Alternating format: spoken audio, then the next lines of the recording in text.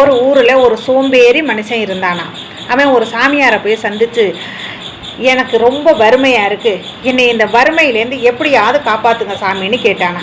உடனே அந்த சாமியார், இவனை இந்த சோம்பேறித்தனத்திலேருந்து மீட்டு எடுக்கணும்ட்டு உனக்கு ஒரு கதை சொல்கிறேன்னு சொல்லிட்டு ஒரு மரங்கொத்தி பறவை என்ன பண்ணுச்சான், ஒரு மரத்தில் ஏறி டக்கு டக்கு டக்கு டக்குன்னு கொத்திக்கிட்டே இருந்துச்சான். அதை பார்த்த ஒரு மனுஷன், பறவையே, எதுக்கு இந்த மரத்தை இத்தனை ஓட்ட போடுறேன்னு கேட்டாரான். அதுக்கு அந்த பறவை சொன்னச்சான், என்னோட பசியை போக்கிக்கிறதுக்காக நான் புழுக்களை தேடுறேன், நீ ஏன் இங்கே வெட்டியா நிற்கிற, நீனும் போய் தேடு, நிலத்தில் தண்ணியில் தேடு, நீ தேடுறது கிடைக்கிற வரைக்கும் தேடிக்கிட்டே இரு, நிறைய கிடைக்கும் அப்படின்னு அந்த பறவை சொன்னிச்சான். இப்போ இதுலேருந்து என்ன தெரியுதுன்னு அந்த சோம்பேறிக்கிட்டே கேட்டாராம் அந்த சாமியார்.